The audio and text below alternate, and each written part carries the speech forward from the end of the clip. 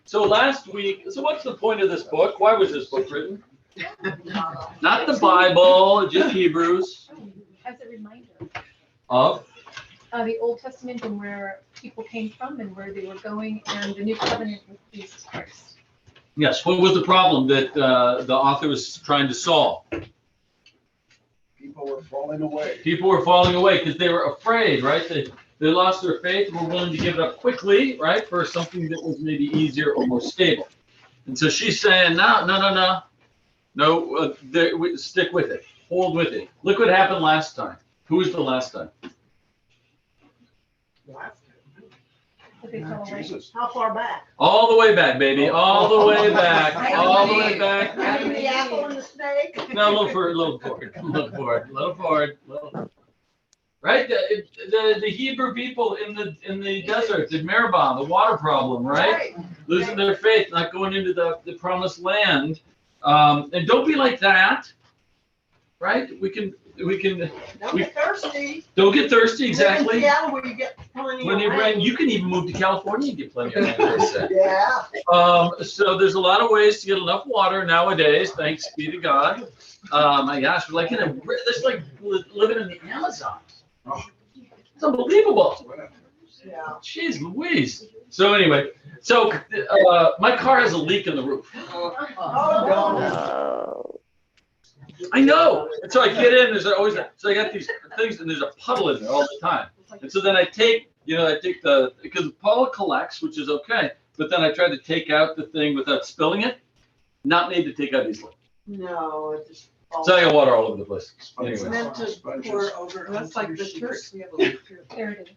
Is it coming down the wall there? What was, that's why those clear things were there, but I think they. We're not, because our faith is not strong enough. We're not praying enough, and as a result, that's how I see it. Should we do a poll on how many people's cars leak as a test of faith? Oh, it's a rough crowd, guys. You're lucky you're there. I think you have a convertible if it leaks. I don't. Are Anyway, you sure it's not too much rain? Maybe we overdid it? yeah, we overprayed. Yeah, we have too great faith. Therefore, while the promise of entering into rest is still open us, let us take care that none of us should seem to have failed to reach it. So, Hebrews chapter 4. We're gonna go screaming through this today. Right. What else did we talk about? So quick review of last week. In addition to talking about the Hebrew people, the promise, we talked about the rest. We talked about Sabbath rest. Anybody recall how one enters into Sabbath rest? Should be prepared. Yeah. Things to do beforehand. Right. It tires me out just thinking about that. Yeah. At least three things that I remember. After all that Thank time, you, you need Melody. the rest. Yeah. Three things. 3 things. First, 3 days of prep. Yep. 1 day of celebration, and 3 days of remembrance. So we have the Sabbath rest that we're going to talk a little bit more about today. And the whole idea of this book is she's creating a parallel pilgrimage, right? The pilgrimage that the people leaving Egypt took, and the pilgrimage that her people are taking right now. And she's like, keep the faith, stick to it. Look what happened to them. We have a better opportunity here. So let's read chapter 4. Maybe we'll read verses 1 through 12 to start with. Anybody want to read? Dale, do you have your Bible with you? I'll do it. Oh. Chapter 4. Okay, go ahead, Dale. We'll have Dale do it, Bill, and we'll get you next time. Dale? Bill. Okay. Okay. Therefore, while the promise of entering his rest is still open, let us take care that none of you should seem to have failed to reach it. For indeed, the good news came to us just as to them. but the message they heard did not benefit them because they were not united by faith with those who listened. For we who believed enter that rest, just as God has said, as in my anger I swore, they shall not enter my rest. Yeah, let's stop there for a second. Let's Okay. stop there. I wanna just go to verse 2 real quick. Verse 2. Can you read verse 2 again, Dale? Sure. Okay. For indeed, the good news came to us just as to them, but the message they heard Wait. did not. Stop with that. What good news came to them? What good news came? Who's them? Who's them? Remember that we're doing the parallel. Hebrews being let out of Egypt. Hebrews being led out of Egypt, right? So they're being led out of Egypt. What was the good news to the Hebrew people? So first of all, that God was with them. exactly. That is exactly right. 3 years of seminary, plus a couple of years of preaching.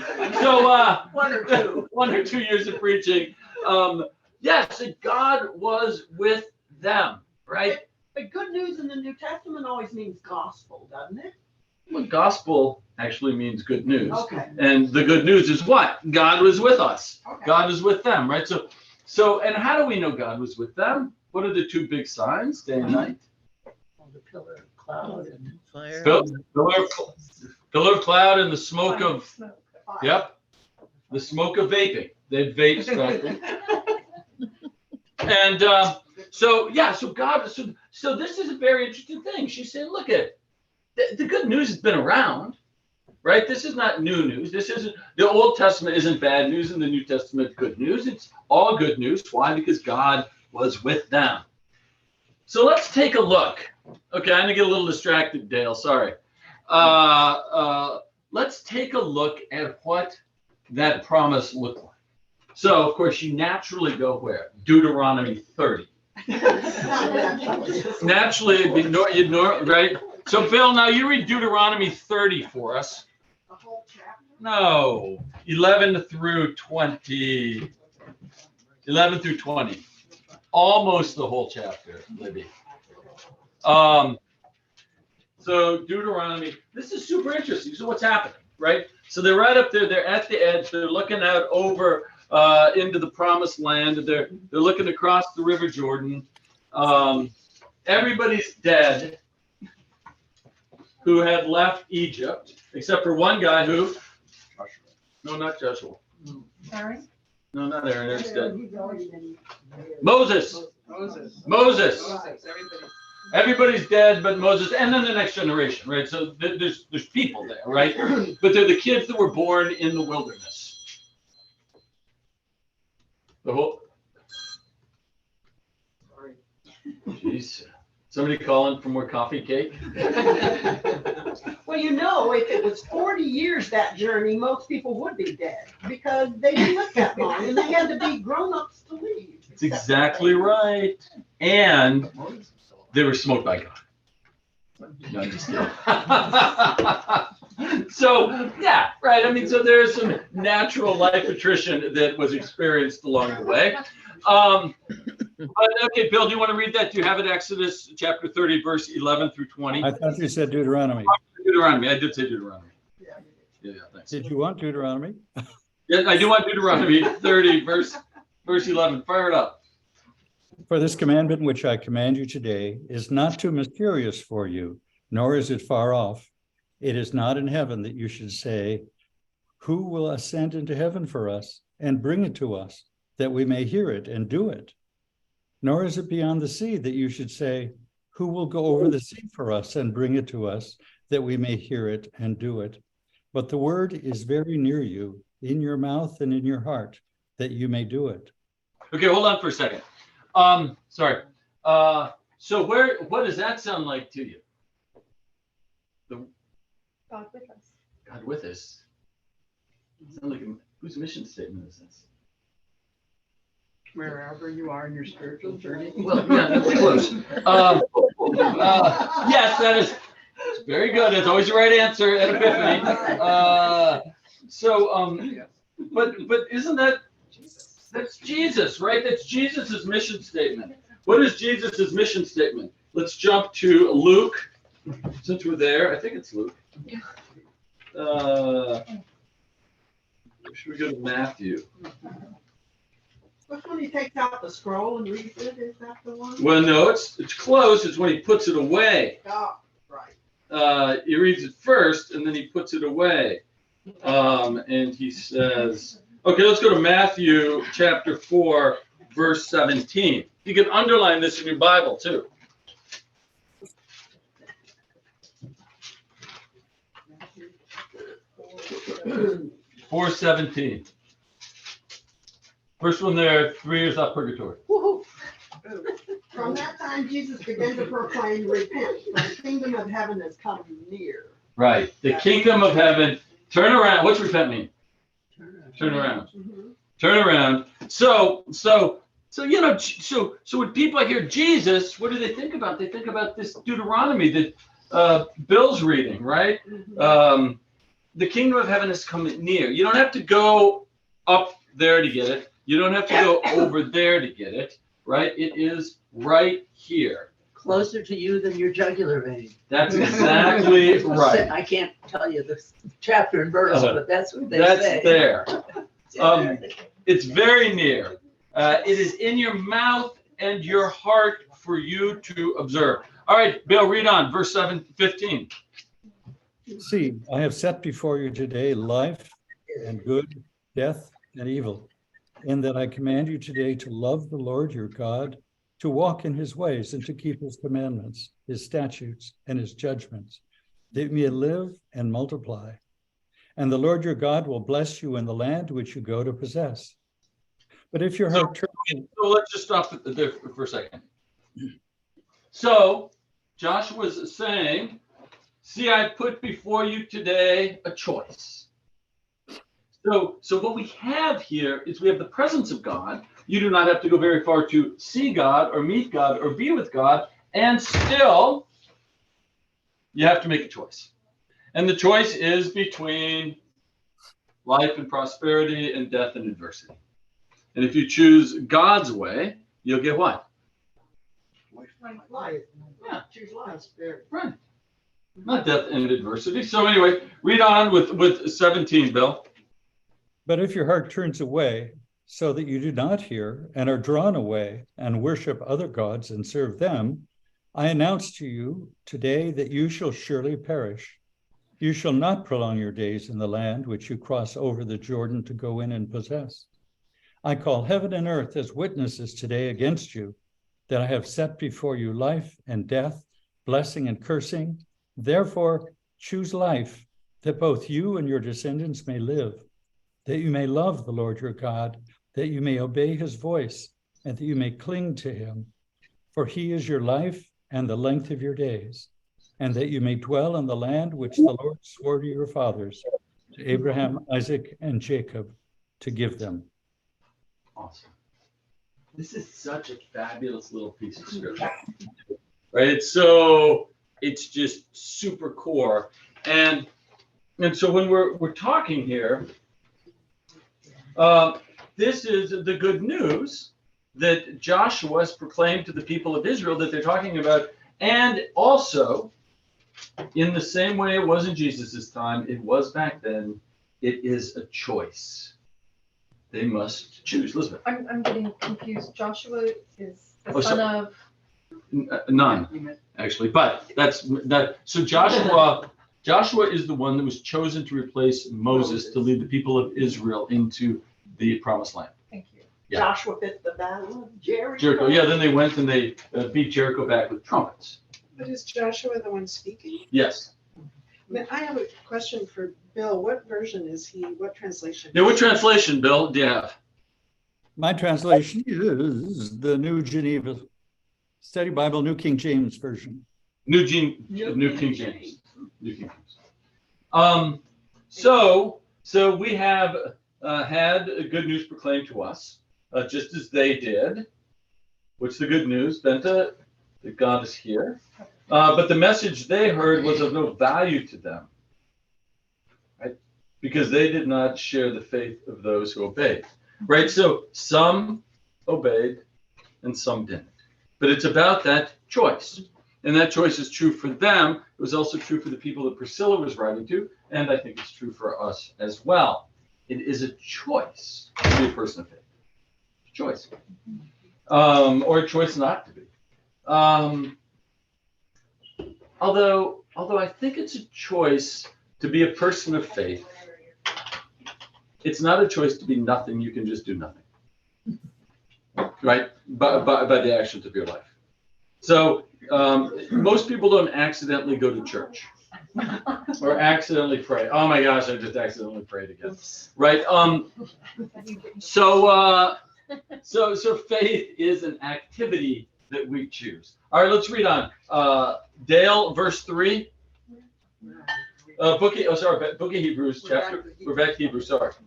Back to Hebrews, Dale. Right. For we who have believed enter that rest, just as God has said, as in my anger I swore, they shall not enter my rest. Those works were finished at the foundation of the world. For in one place it speaks about the seventh day as follows, and God rested on the seventh day from all his works. Okay, so let's stop there just for a second, if that's okay. What's going on here? This is a weird little thing. Okay. The third and the fourth verse here. Yeah. Isn't it, Terry? Yes. Yeah. Now we who have believed enter the rest. We talked about that rest. What is the rest? Sabbath. Sabbath, right? What is Sabbath again? Do you guys? Seventh day. Yes, it is the seventh day. That is a right answer. What happens when we are living our Sabbath rest? What does our life look like when we are living our Sabbath rest? It slows down. Slows down, maybe. In community with Tabernacle? Yeah, we're definitely in community with Tabernacle, with Community or community. yeah. So the Sabbath day is the perfect day with God. It's the perfect day in the world as God designed you to best live your best day. Right? So if you could say, I'm going to live my very best day today, as God would want me to live my very best day, what would that day look like? Sabbath day. Sabbath day, right? So what might happen on the Sabbath day? Good food. Good food. Exactly. Good food on the Sabbath day. What else? Good music. Good music on the Sabbath day. Go to church. Go to church and hear a good Sermon. sermon. That's right. Good call, Kelly. Only if Kelly's preaching. Right. Good. Right. What else? For me also. Community. Sabbath happens, right? And there's collusion of community for Sabbath, right? It's very hard to have, if not impossible, to have Sabbath alone. And so one of the things that church provides, or a Jewish community provides, is a community of collusion towards the festivity of Sabbath, right? So everybody's colluding to do the same thing. Back in the olden days, the culture colluded to give you Sabbath. Right? What did people used to do back in the olden days after church? Have a meal. Yeah, meal. A big meal. That meal, grandma's, all right? There's like everybody would go and they'd have the after church meal, and then they would take a nap, right? And then they'd play flag football or what? I don't know what they would do, but the point is like the community would collude. Would they go to the mall? No. Why? There were blue They laws. were closed. They were closed. The mall was closed. Open on Sunday. And why is that? Is that so you couldn't go shopping? No, it's called blue laws. It's so that they. So they could go home and be with their family. Everyone. So everybody could participate. The culture colluded to have Sabbath. And now the culture colludes to drive economy. I mean, that's why we have stores open on Sunday. It's to drive economy. And the irony is, so there are still some companies that refuse to go with the cultural. What's a company? Anybody know one of the companies that will not be open on Sunday? Isn't it? Chick-fil-A. Chick-fil-A Hobby Lobby. and Hobby Lobby. My son worked for Chick-fil-A. That's why you know that. That is how I know that. I think I even knew it before him, Libby. But and that is a wildly profitable fast food chain. It's maybe one of the most profitable, and they've given up a whole day of the week. They're a Christian company, right? Completely. And still it hasn't, they're rich enough, the guys that own Chick-fil-A. So it is interesting that out of anxiety, we keep our stores open on Sunday, not out of necessity.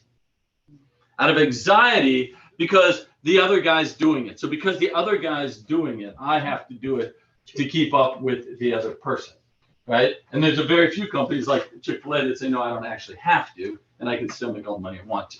But Right. let me tell you, it was really inconvenient when you were making the dinner on Sunday and you needed something and no stores were open. That was terrible. Yeah. But you know what, Libby, nobody died from that.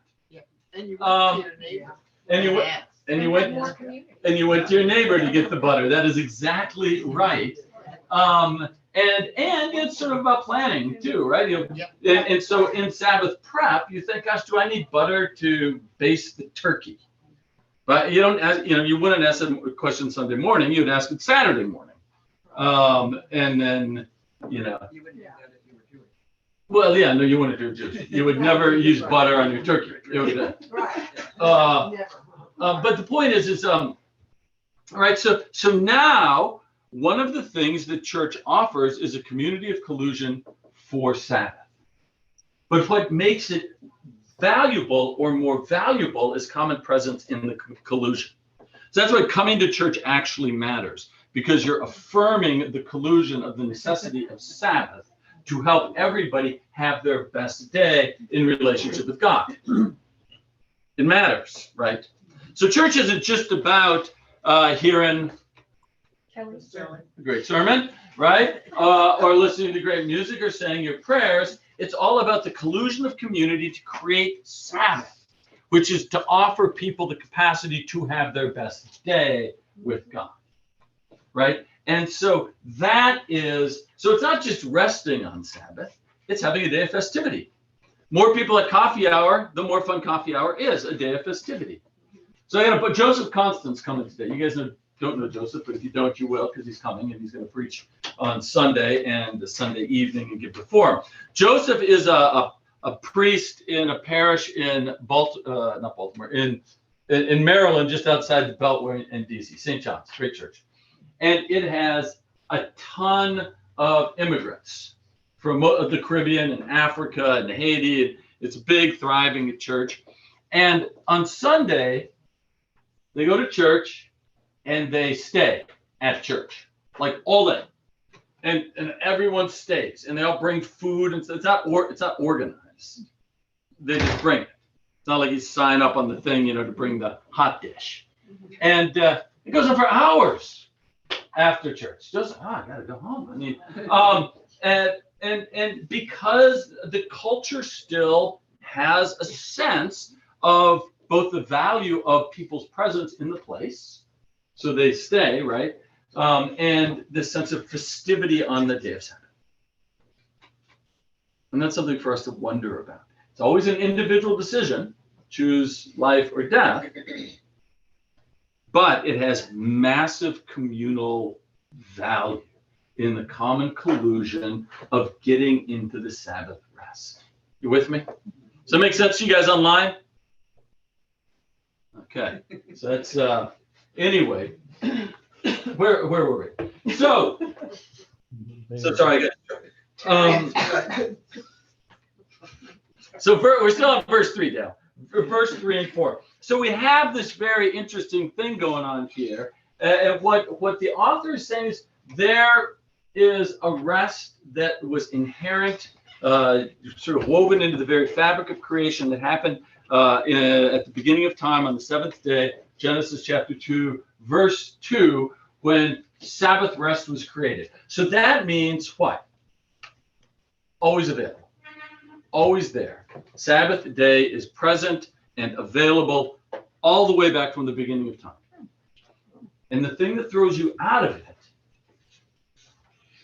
is disobedience, right? You won't enter it if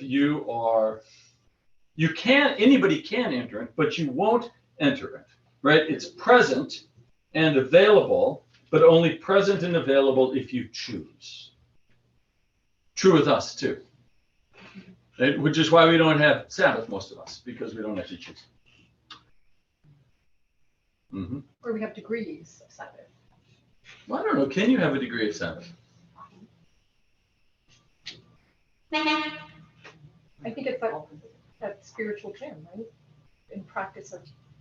Yeah, it's one practice, right? So I think yes, you probably have degrees of Sabbath and working towards it, like degrees of tithing or degrees of praying or something, right? I mean, you do work towards things. You can lose the sense of the purpose of Sabbath Yeah. pretty easily. I worked for an observant Jew for 6 years, and we knew, on Fridays to wear flats because we wouldn't be taking the train and we wouldn't be taking the bus and we wouldn't be getting in a car, after dark, right? And it was interesting. And he actually understood the purpose of Sabbath. Uh-huh. But there were many in his family who were focused on the things you do, like set the crock pot up ahead of time, Yeah. or pay the neighbor kid to go to the end of the driveway to pick up the paper, right? And so you can become wedded, right, to Keep the the lights on the because you needs. can't turn them on the exactly, Sabbath. Right. and therefore think that you have observed the Sabbath. Yeah. And it was just, to me at that time, it was such a revelation that, he organized his life around living your best day every week. Right. That day, which set him apart from all of his colleagues. They were just different people. Right. And you could tell. In a bad way or a good way? Well, Like, did Good, people bad. value that, or they didn't even Just think merge- about it. yeah? And this was a secular setting. I know. Right. I know what system was. But you could just tell that he had, because of this observance weekly with his family, as opposed to doing the stuff that all the rest of them were doing, that he was just a different person. So I know through the newspapers, but so I want to say something very important about this. What Barbara is just talking about, this Jewish man, is what we want to be at Epiphany. And the aspiration for our congregation is that when they come here, they find those different kinds of people. Yeah. Right? So is it because we do a lot of work out in the world and a lot of social action work? No, because you can do a lot of social action work and be a jerk. Yeah. It's true. Yeah. And you can go to church every Sunday and get in the pews and kneel and be a jerk. Nobody here is like that, but I've heard about it with other churches. Right? The point of being a Christian is to be the kind of person that's different, right? That has a different sense about them. And so we all come together and collude toward that end. He had a different center of gravity. Yeah, and you could tell. Yeah. And you could tell when you met him because of how he was, not what he said or what you knew about him. And that's the calling for us as well. I would say, just thinking about it, that it's a matter also of practicing the presence of God, being as aware as one can be as much of the time as possible, but particularly on Shabbat, Mm-hmm. to be aware of the fact that you are always in God's presence. Yeah. Exactly.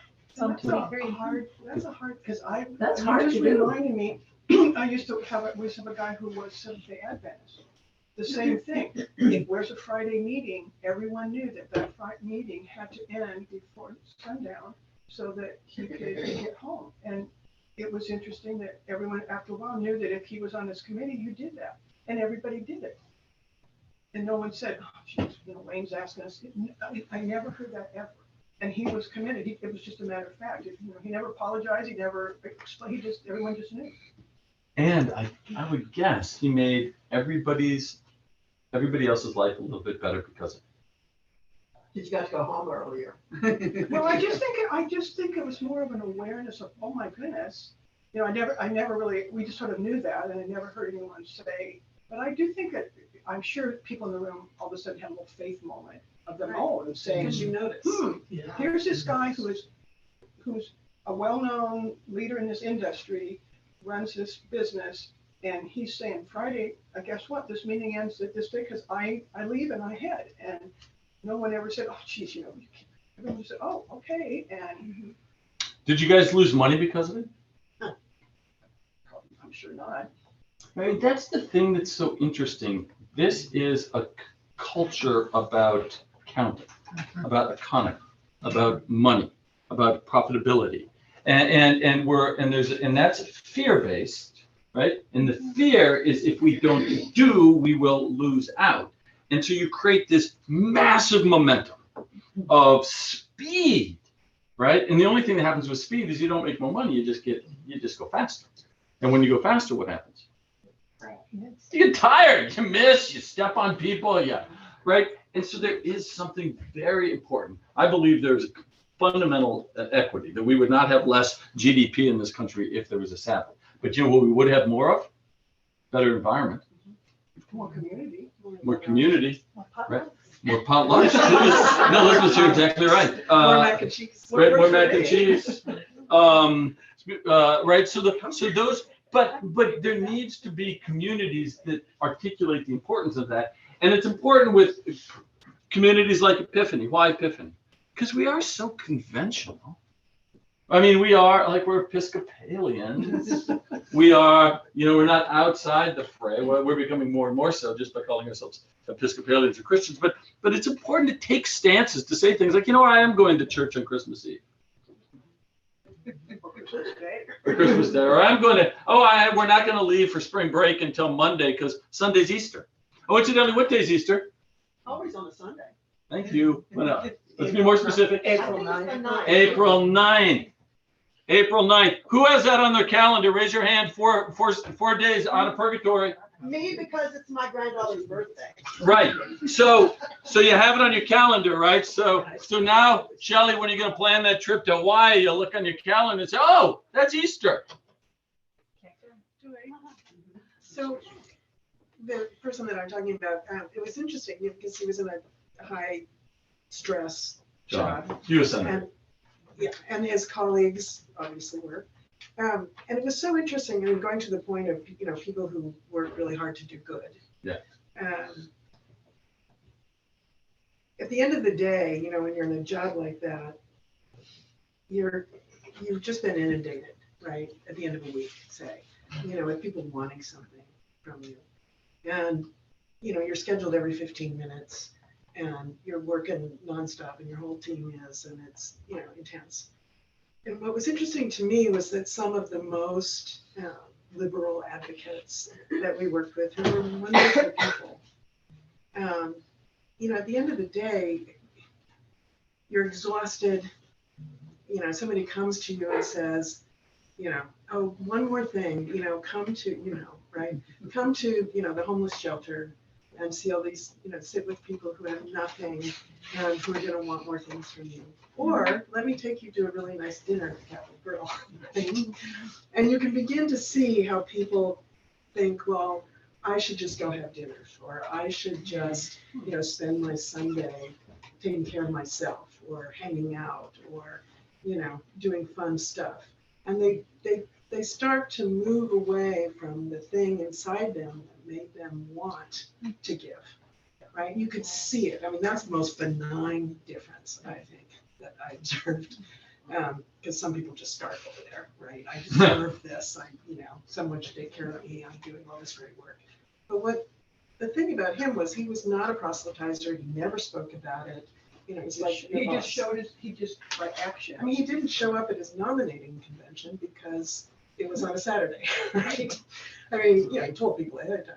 But he was grounded in this repetitive, consistent way of being that helped him. He didn't think he was better than other people. He knew he needed that structure to keep him turned in the right direction and keep his feet on the ground. And that led to someone who treated everyone with remarkable respect, kindness, gentleness, and whatever, you might think about the politics.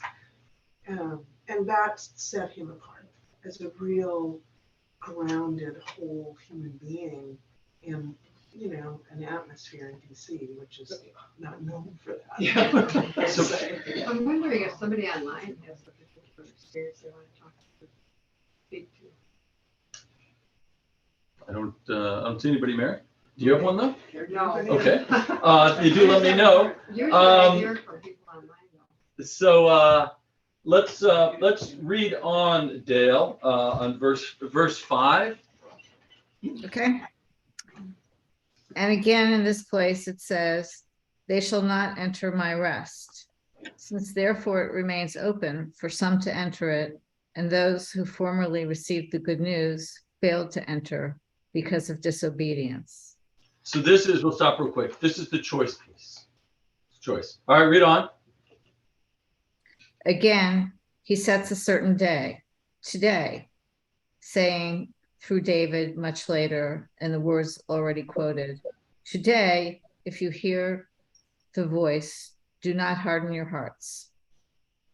For if Joshua had given... Let's stop there for a second, right? So what she's saying is God again has set a certain day. When is the day in which we can be with God? When is that day? Any day. Which day? Today. Today. So, and that's also true tomorrow, which is then today. You with me on that, John? You can write that in the margins. Yeah, that tomorrow's today when we get to it. This he did when a long time later he spoke. So it was today for David, and it is today for us. And what happens when we enter into the rest? So we enter into Sabbath day. We are what? Spending our best God day. When we're spending our best God day, when we're in the rhythms and patterns in our relationship with God, what does that look like on the inside?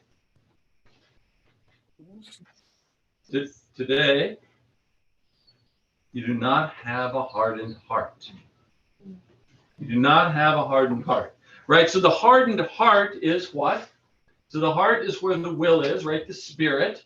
And what hardens the heart?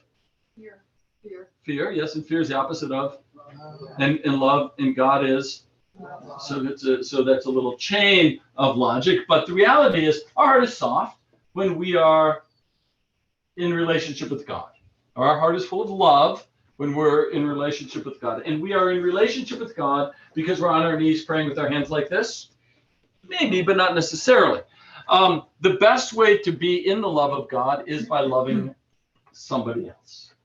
Right? That is the great value of creation and people. When we love somebody else, we are in that space of a soft heart.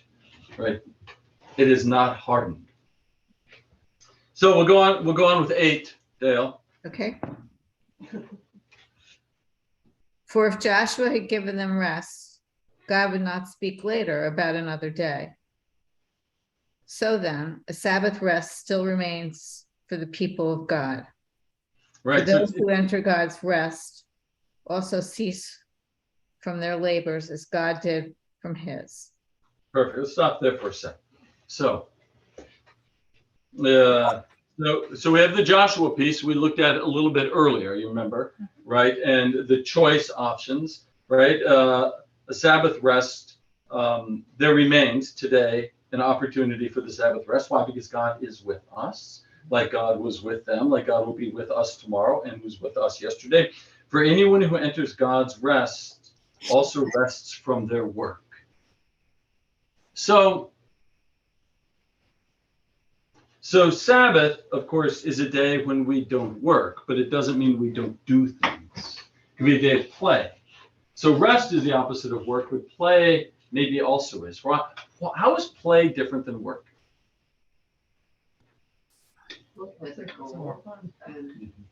And play doesn't have a goal? It can if you're playing football. Right? It has a goal.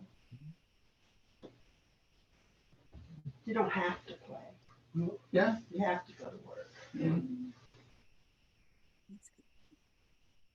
play is not transactional. Play is not transactional. So an NFL football player is really an NFL football worker. Yeah, he's not a player. But when I'm playing backyard football, unless you got a little money on the game, which you probably shouldn't do on the Sabbath. No betting on the Sabbath, Terry. Okay. I learned something really special when I used to spend time with a Jewish friends of mine, and it was this time was actually a Sabbath day, and the mail came. And maybe the husband said to his wife, "Don't go get the mail." And I asked, "Why do you not go get your mail on Sabbath?" And the answer was because there might be a bill, and then you might be tempted to open it, and then you'd start to worry about how you were going to pay your bill, and you'd break the Sabbath peace. Right. So Sabbath is about non-transaction, which is why you don't go to the grocery store. It's transactional, right? Oh. That's why you don't pay your guests that come over for dinner. You don't charge them. No. What? That's why we don't charge at coffee hour. So you don't supposed to pay your bills on. Right. So you're not supposed to do your bills on Sabbath because it is a day of non-transaction. So play is different than work because play is not transactional. You play why? It's fun. To have fun? No, you play to win, Barbie. You play to win. That makes it transactional. Oh, shoot. Okay. You play to have I fun. knew it. Right? You play to have fun, which is why sports can be so screwed up now. You know, when I was growing up, you'd go to a pro hockey game, right? Minnesota North Stars, Bobby Smith, you remember. And after the game, the guys would shake hands. They don't shake hands after the games. They're just shooting off the ice. It's so sad. I mean, football players still do at least, right? They go out there and they'll chat it up or something. But you know, it's just a game, you know? But sometimes we don't even when little kids are playing soccer, it's hard for them to keep that in mind because they grow up in such a transactional life. Everything is transactional. School is transactional. Sports. You know why you play sports now? Get into college is totally transactional, right? Get a scholarship. That is like the huge myth of soccer in America. Trust me. Oh, are you kidding me? Because those soccer, let me just rant for a second. Those soccer clubs, for profit. Make no mistake about it, for profit. And they go to parents and like, hey, you got to volunteer and help out. You know, because we still have a memory of what it was like back when it wasn't for profit. And so we volunteer and they're making a lot of money. And the thing they'll say all the time is the money you're investing in your child's soccer career will be paid back through their scholarship in college. Right. Oh, they said all the time. It is so not true. It is And not. then you There have aren't that to many stop to scholarships. think, who is the highest paid employee in the university? It's the Oh, football coach. Highest paid in the state. But they're funding all the other sports.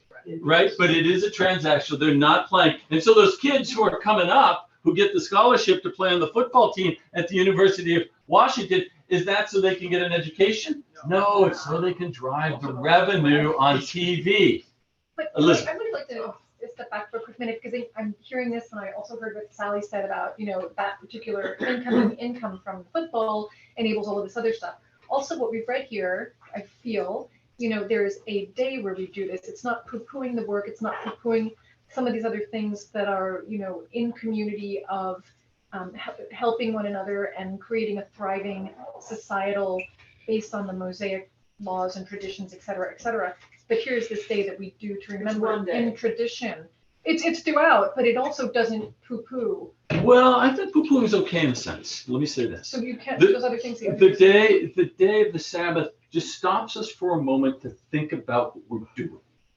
And if we stop and we look at our lives honestly on this day and ask ourselves how I am in relationship with God today, that gives us perspective on how we want to act tomorrow, the day, and the day Sure. after, right? And Sure. so I think so sometimes it is important to have this kind of perspective on soccer, right? To say to yourself, because trust me, we were completely in that milieu. And even at the time, we would stop and ask ourselves, and even there was no collusion for community around that.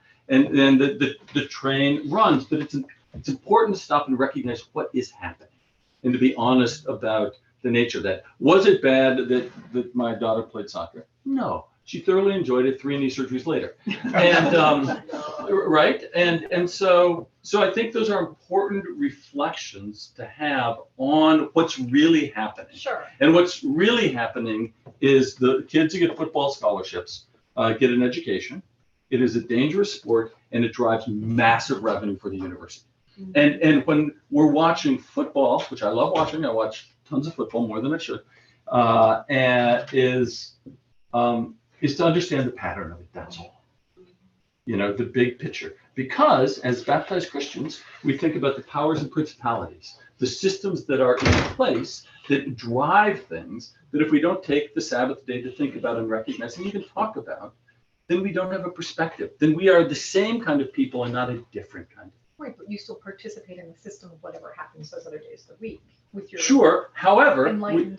we've learned though the power from the example of this guy and this guy, what we can do then, right? So the system's not driving us. We are in the system by choice, intentionally, because we have this other frame, and so that is important. So while the senator may have mostly looked like other U.S. senators, he also looked a little bit different, even to them. And that's our job as well. So I'm running a big company, right? Let's say, or I'm a startup company, or I'm a banker, I'm a lawyer. We can do all of that and look a little different. So occasionally they'll say, "Oh, why did you do that?"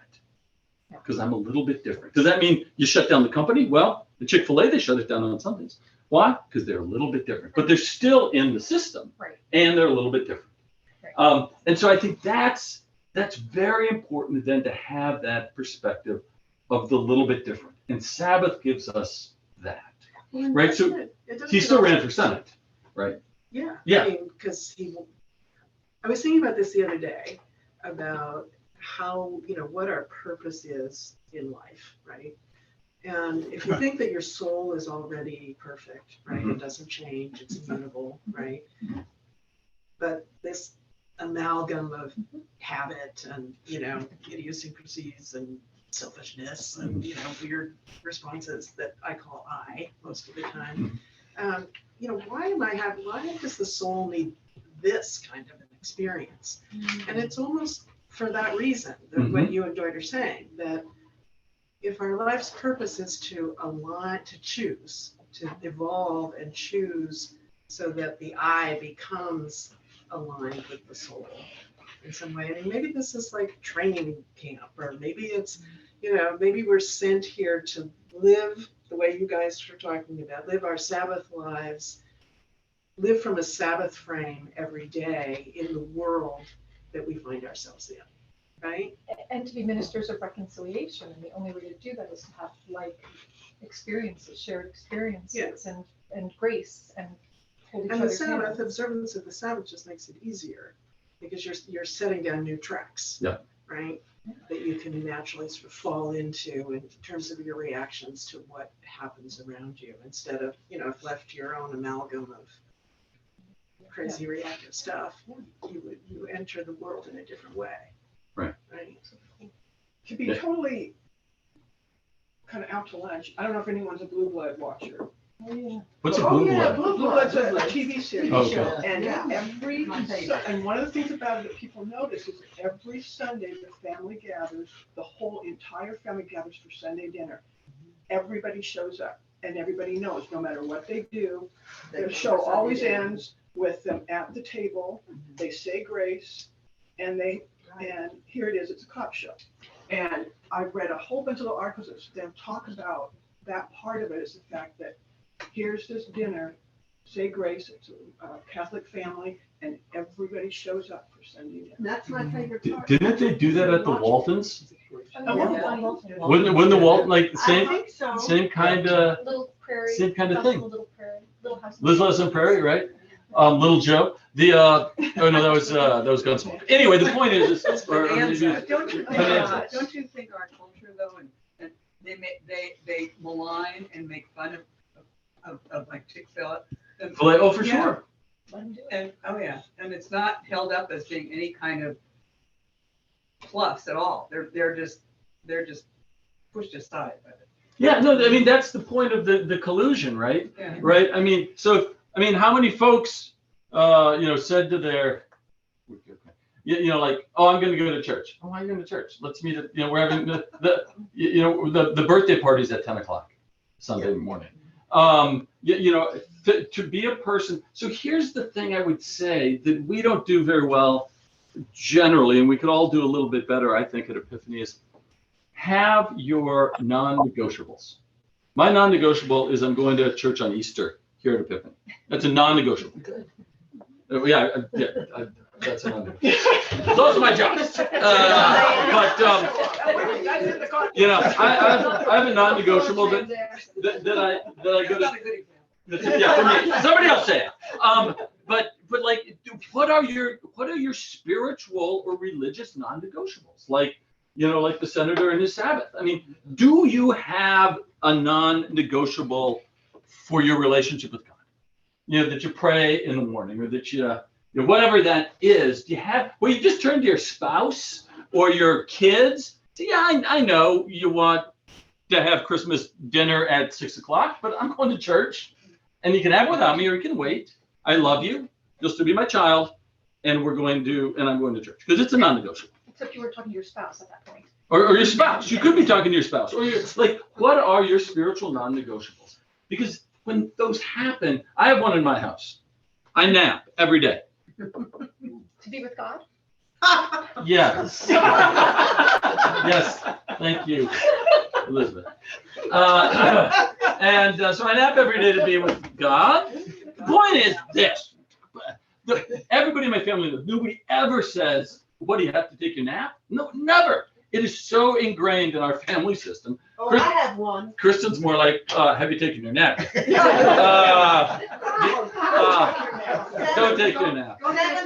Isn't it about time? Weekday, I watch Jeopardy, and everyone that knows me knows not to call during Jeopardy. Right. That's an example of that. But right. So, what are your spiritual non-negotiables? And maybe we'll just leave it at that, because I think a lot of times Episcopalians don't have them. We're pretty quick to bend on the pressures of the culture because we're pretty culturally acceptable as religious people. So think about this. What are your core non-negotiables? Okay, let's end with a prayer. Lord, thanks for bringing us together. Thank you for the space you've set us in. Thank you for the Bible and Joshua, his message, Priscilla, her writing, and faith, the choice that's made. We're grateful for being together and for considering who you are in this world and how we are connected to you no matter what. And that connection is love. May we